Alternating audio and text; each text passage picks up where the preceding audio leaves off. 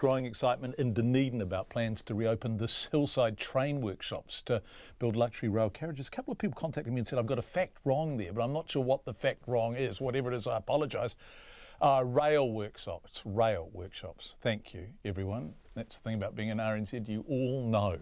A private venture called Antipodean Explorer yesterday unveiled the scheme for the weekly train service to run from Auckland to Dunedin. We had a story about this last night. The company says it plans to refurbish 31 carriages at Hillside, which was mothballed by the National-led government 5 years ago. But could it really happen? Looking at this for us is our Otago Southland reporter, Ian Telfer. 5 years after Hillside closed, there are 4 lease signs on some of the old train workshop buildings. But maybe they'll be coming down now. On the streets in South Dunedin, people love the idea of the former heart of the suburb reopening. Brings in jobs, too, right? But yeah, it's opened up. It's doing nothing at the moment, isn't it? It's doing a little bit of work. It needs to do a lot more, too, right? Open it up. Yay! Yeah, great for the people. Great for the 1Gs. I think it's great. Yeah, no, cool. That'd be something, wouldn't it? Though some people wonder if it's still possible. Those tradesmen are gone.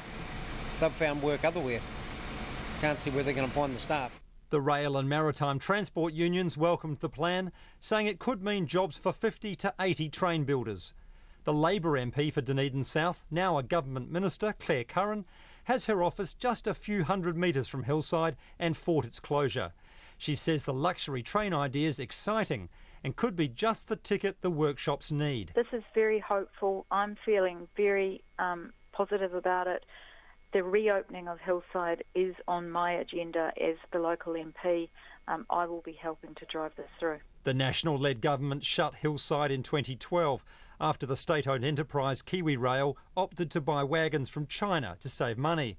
The National List MP in Dunedin, Michael Woodhouse, says he supports anything that brings work to the city, but it's now up to Labour to show the idea is viable. Labour are now in government and they have to either put up or shut up.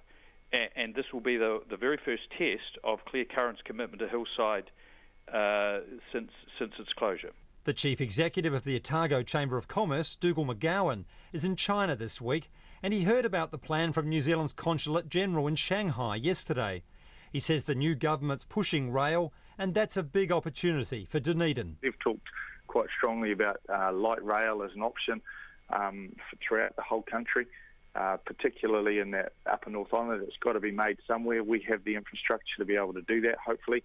And we've got to make sure that if it does come to fruition, that we're in the right place to be able to say, yep, Dunedin's ready. We want to be at the forefront of this.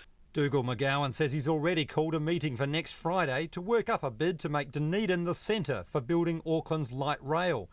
And the luxury train will go straight onto the top of the agenda. I o te pōti, mō te hōtaka o te ahiahi, ko Ian Telfer, aho.